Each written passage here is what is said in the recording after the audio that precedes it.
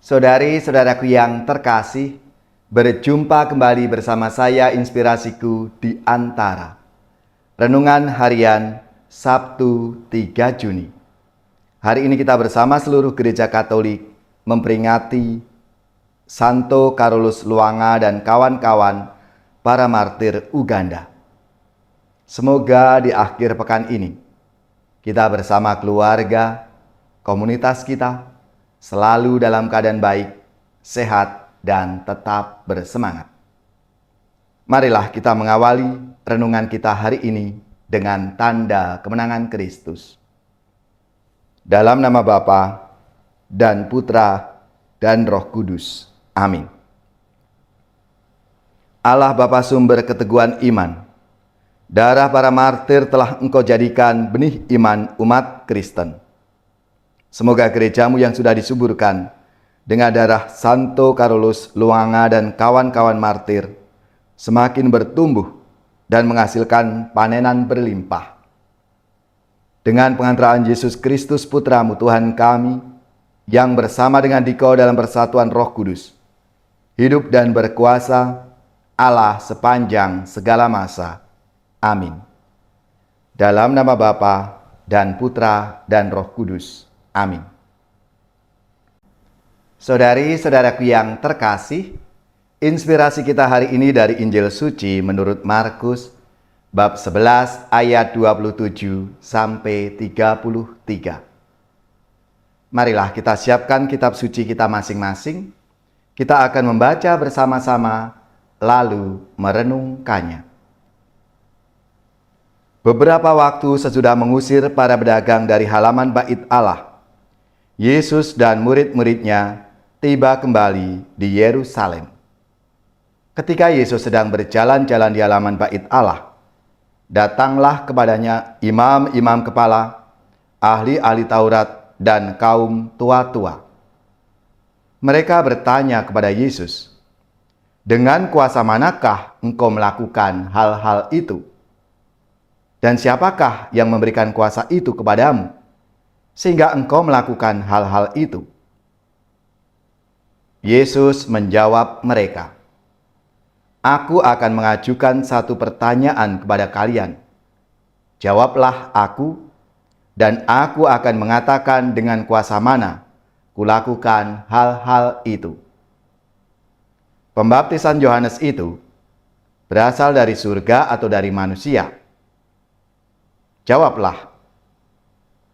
Mereka memperbincangkannya seraya berkata, "Jikalau kita katakan dari Allah," Ia akan berkata, "Kalau begitu, mengapa kalian tidak percaya kepadanya?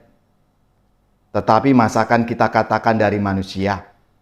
Sebab mereka takut kepada orang banyak, karena semua orang menganggap bahwa Yohanes betul-betul seorang nabi." Maka mereka menjawab kepada Yesus, "Kami tidak tahu."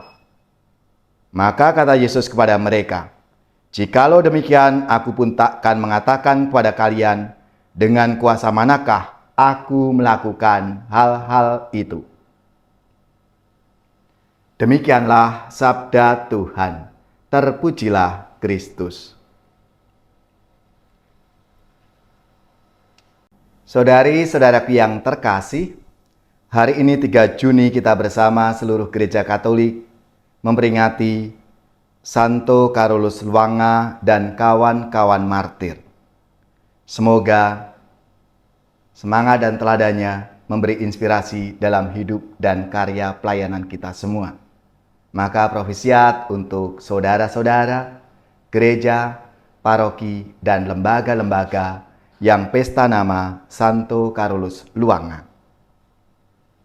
Santo Carolus Lwanga dan kawan-kawan menjadi korban kekuasaan absolut Raja Manga yang kedua di Uganda. Sang raja tidak suka bahwa ada warganya yang bertobat dan menjadi Kristiani.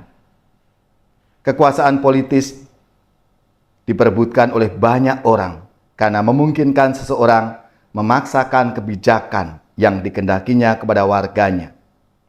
Tidak hanya mendapat fasilitas, orang yang berkuasa pun akan dihormati dan dipatuhi. Di alam demokrasi, kekuasaan politis diamanahkan oleh rakyat demi kepentingan rakyat. Sehingga perlu ada mekanisme kontrol agar kekuasaan tidak menjadi sewenang-wenang. Hari ini, imam-imam kepala dan ahli-ahli Taurat dalam sabda Tuhan mempertanyakan kuasa Yesus.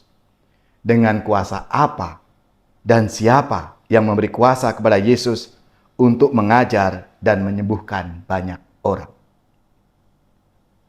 Kuasa Yesus bukanlah kuasa politis, melainkan kuasa moral dan spiritual. Kekuasaannya tidak datang dari manusia, tetapi dari Allah sendiri dan dipertanggungjawabkan kepada Allah. Yesus datang bukan untuk mengubah undang-undang ataupun kebijakan publik, melainkan untuk mewartakan hukum dan kebijaksanaan Allah. Kuasa Yesus bukanlah kuasa untuk menundukkan, melainkan kuasa untuk mengabdi dan melayani, agar orang semakin mengenal dan mengasihi Allah. Saudara-saudariku yang terkasih, dalam perspektif ini, yang kelihatan lemah dan kalah di mata manusia, bisa kuat dan menang di mata Allah. Dalam arti inilah, Santo Carolus Luanga dan kawan-kawan martir bukan korban, melainkan pemenang. Marilah, saudara-saudariku yang terkasih, seturut teladan Santo Carolus Luanga dan kawan-kawan martir ini, kita pun juga dipanggil untuk menjadi abdi, pelayan-pelayan Tuhan dalam hidup kita, mewartakan kebenaran dan kasih Tuhan. Ya Allah, ajarlah kami agar selalu berani mengandalkan kuat kuasa-Mu dalam hidup ini. Semoga para pemimpin kami tidak menggunakan kekuasaan sewenang-wenang demi kepentingan pribadi ataupun kelompok mereka, tapi sungguh untuk mengabdi, melayani Engkau dan sesama.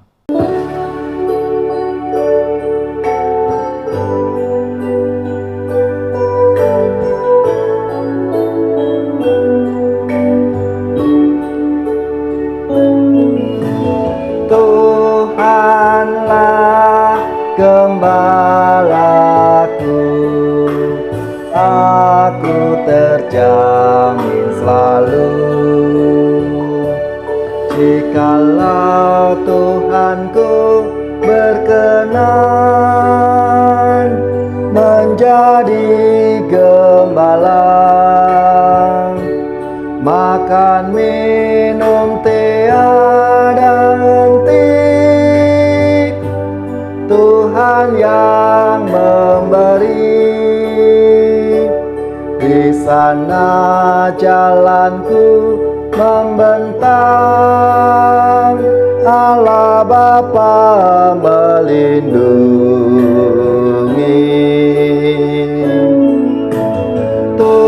Tuhanlah gembalaku, aku terjamin selalu. Meskipun di dalam gulita, aku pun tak gentar, karena Tuhanku selalu membimbing jalanku. Dijaganya jiwa ragaku, hingga musuh tak berdaya. Tuhanlah gembalaku, aku terjamin selalu. Rambutku kau urap setanggi, kau burat tubuhku. Bahagia dan riang selalu menyiram jiwaku. Sepanjang usia hidupku dalam kemurahan Tuhan. Tuhanlah gembalaku, aku terjamin selalu. Muliakanlah Allah Bapa, Tuhan Maha Esa. Muliakanlah Yesus Kristus, Tuhan Sang Penebus.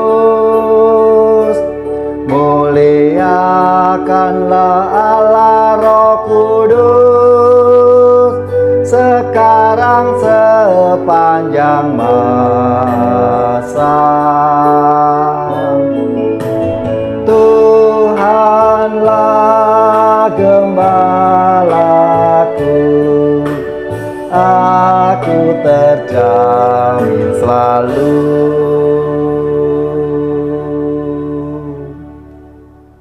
Saudari-saudaraku yang terkasih, marilah kita mengakhiri renungan kita hari ini dengan mohon berkat Tuhan, dan kita akan menerima tugas perutusan.